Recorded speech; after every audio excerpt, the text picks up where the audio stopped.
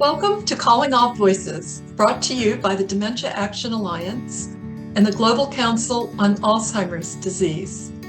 My name is Karen Love, and I am the CEO of the Dementia Action Alliance.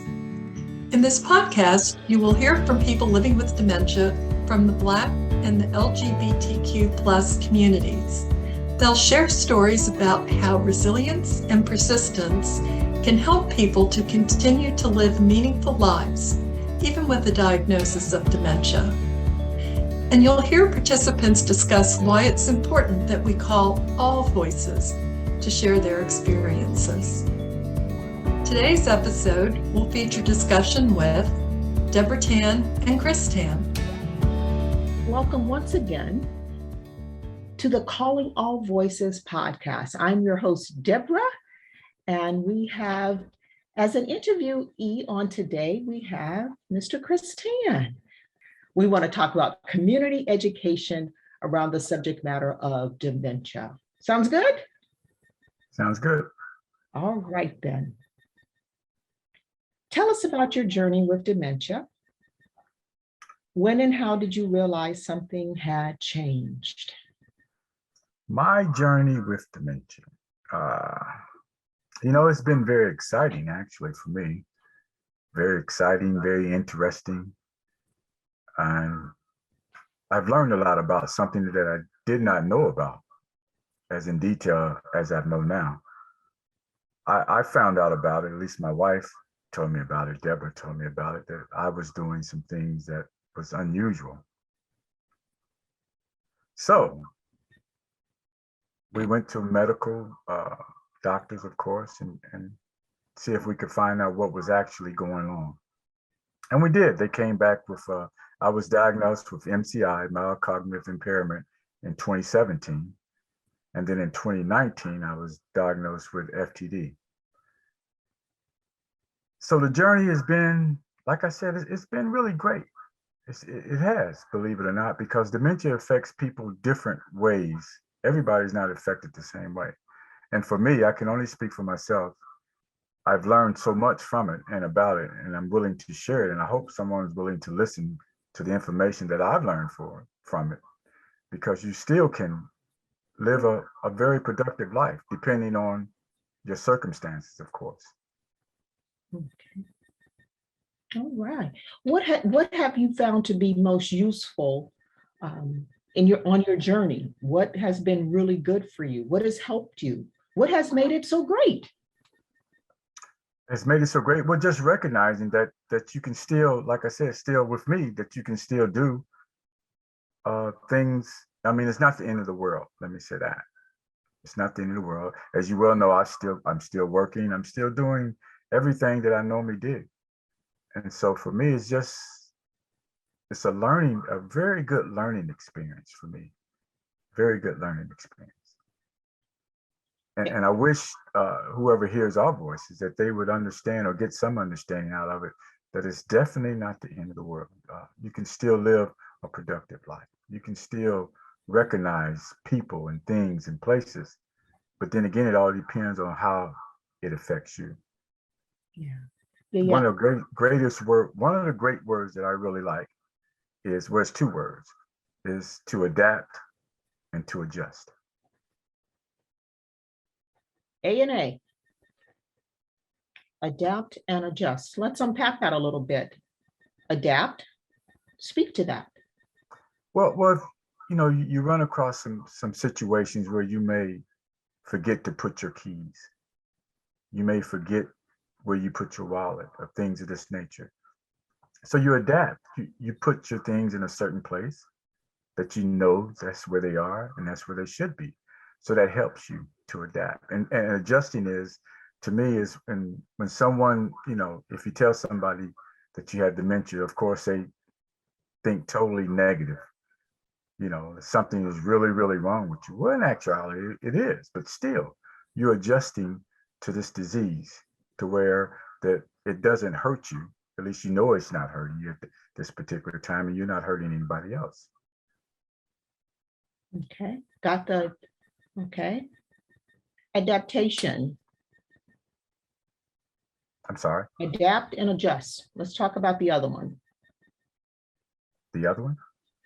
Did you put those two together for me? Adjust and adapt? Yes, I did. Oh, you are so good. All right, then. You said something very poignant, which is probably why I missed that you combined the two, that I want to talk about a little bit more. You said sometimes there could be a negative vibe from people. And since we're talking about community education, how do you adapt and or adjust to that? Well, for me, it's been very easy because, like I said, I'm living a very productive and good life as far as dealing with dementia. And people really don't know, they actually really don't know that I have dementia unless I let them know. And I've only let certain people know. And then, of course, their response was, like my employer, I would have never known. I believe you're lying to me. I don't think you have this disease. But we hear that a lot, right? Yeah, yeah. And so the negative piece for you, you've had some positive feedback, but when you think about the community at large, would you share with someone who you suspect that you might get a negative vibe from, or that may not be as understanding? How do you handle that? Well, that negative vibe can come from anybody, actually. Anybody who does not understand this disease.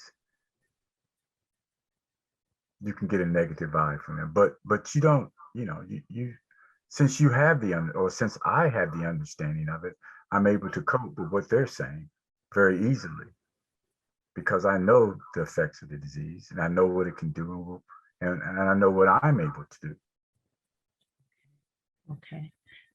Okay, got it. Okay. Because I would think that I recognize that some people are going to be embracing and other people will not, because there are such stigmas attached to dementia. And people have fixed ideas of what dementia looks like, what dementia feels like, and what dementia should be, and what dementia really isn't. And so, yeah, so I wanted to know how did you work around that with your adaptation and adjustment when people who aren't as user-friendly, if you will? How would you deal with someone that misunderstood? Because this is all about community education. So again, how would you want to get information out to people so communities at large could be educated better about what dementia really is? How to get the information out to people? Well, I'm a walking example, I guess. People who I meet and if I happen to run into conversation about dementia, I'm very well able to talk about it. And if I can't give them the information that I think that they're looking for, then I have you and groups like you that are out there, that are doing things, they're putting the good information out for people, to really understand this disease. Okay. So I guess it's really imperative that, the organizations that you are involved with and everybody else that are involved with who are dedicated to getting this information out to people. It's very important that we do that and get this information out. Yeah, I heard you say at least twice already during this interview that, quote, it's not the end of the world, end of quote. Why is that so important for people to understand that are living with dementia? Well, just thinking about the disease and if you don't have the knowledge about this disease, that's the main important thing. Is you don't have the knowledge and the information. The first thing that you're going to think when someone has dementia, that they are out there, they're gone. That's the first thing you're going to think. In all actuality, it's not like that. It's not like that at all. But once again, I must reiterate that it affects people differently. Yeah. So you can't put everybody into the same bag because it doesn't work like that. Yeah, but we do recognize, and I'm sure you would agree with this, that as of this conversation, there is no cure, and that there will be progression in the disease as time go on. But I think what I'm hearing you say initially, while one still has a great degree of functionality, it's not doom and gloom. Exactly. Got it. Exactly. Got it. What do you think people need to know, Chris? What do they need to know about living with dementia? You got the mic right now. What are 2 or 3 things that you want people to know? Now, I recognize that there are a host of things, but what are 2 or 3 things atop your list that you want people to know? To know, well, coming from me and what I'm experiencing, uh, I can't say how this, well, it does apply to everyone, but it all depends on your relationship with Jesus Christ. To me, they say it's no cure, but I say, but God. That's what I say. He can cure it, if it's so be it, and in his time he shall. How he goes about doing it, I just pray that we recognize and give him the glory when it does happen. Okay. And tell me 1 or 2 more things that you would want people to know about living with dementia. What do you want the audience to know, people who aren't living with dementia? What do they need to know what it's like, someone like yourself living with dementia? What do you want them to know? Well, like I said, I can only speak for me. I would say just be patient. Okay. That patient is really one of the great aspects of living with dementia on both sides, the caregiver and the person who has dementia. Because, it's affecting them in a way that they have no control over. Right. But you understand that person. By being a caregiver, you understand that person. So you need to really show patience with that person. Okay. And they are struggling to keep life as normal as they possibly can, even though they're losing control, but they're struggling to keep life as normal as they can. And that's important to them. Very important. Very important. Tell me what you think about this. I'm just going to just do a slight departure here. When I am working with caregivers and I'm training caregivers, this is what I always say. People living with dementia are not trying to give you a hard time. They're having a hard time. Mm. Would you agree with that? Oh, totally. Totally agree with it. Because that's it. That is it right there. Okay. All right. Tell me this. Why is community education about dementia important? Why are you doing this interview? Why is getting this information out important to the community? Well, just like I said, with understanding and receiving all this information that I have received, it has helped me deal with dementia. So as a community and all the people out there that are affected with dementia, it would be so helpful, so useful if the community would learn something more or learn anything about dementia, even the doctors. Even the doctors. I know they're in the medical field. We look for them, they are supposed to know. But as you and I both know, some doctors, all they want to do is medicate you. That's all they want to do.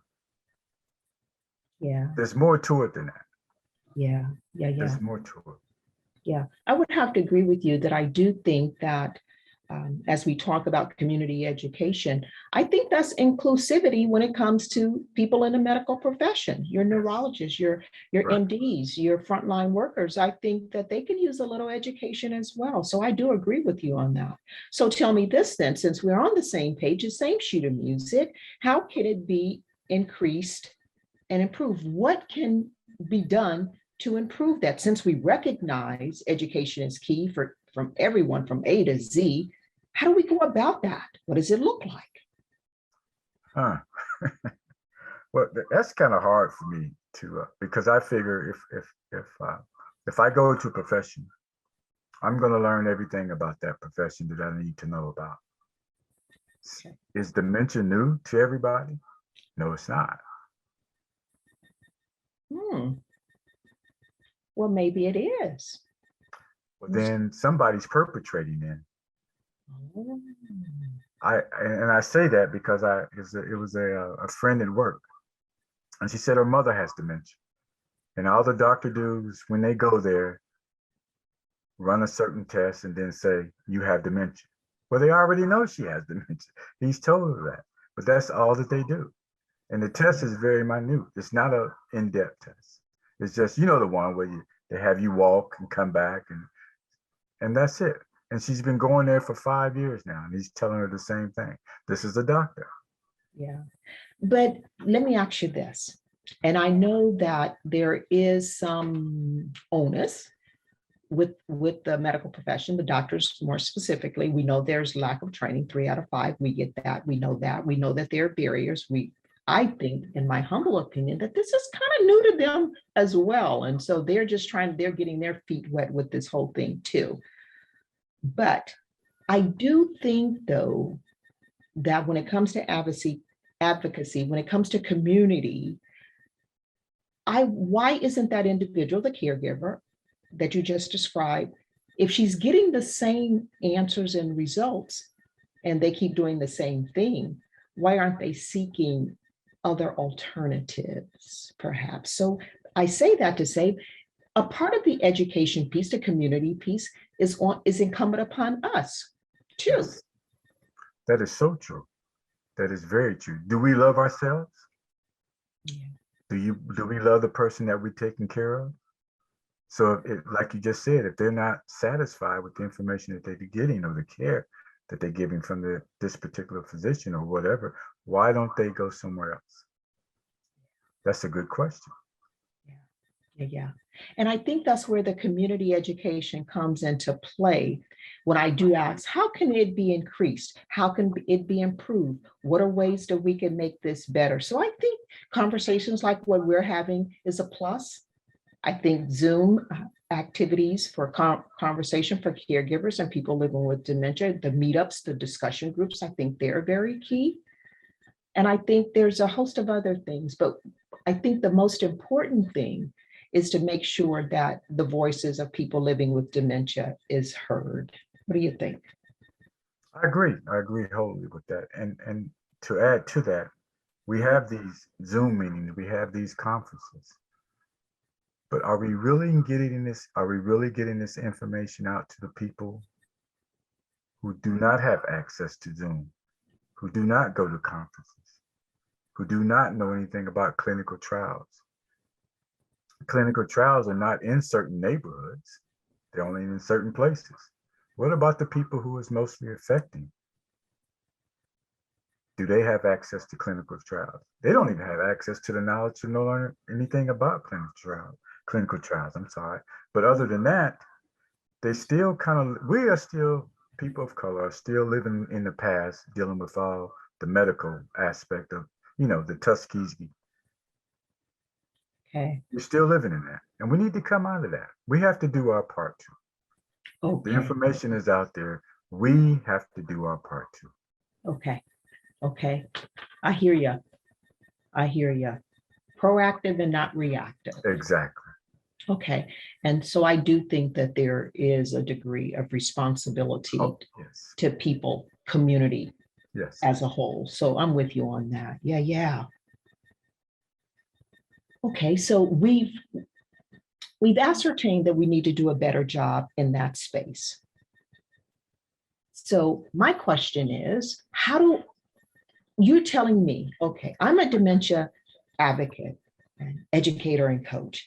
Tell me, Chris, how can I do a better job of engaging and energizing the community around the subject dementia? What is one thing you would tell me? Look, this is what you need to do.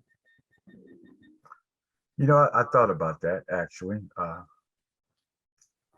And I just came up with this, and I thought about on Saturday mornings, almost probably in every state in the United States of America, some places having a yard sale, right? Yeah. And they go out and put signs out about their yard sale.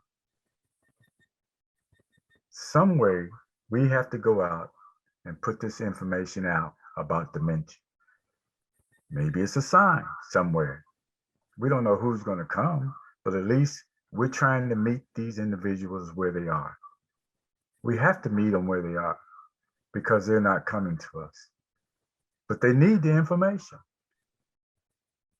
That's just my aspect. Some sort of way we have to take it directly to them. Yeah.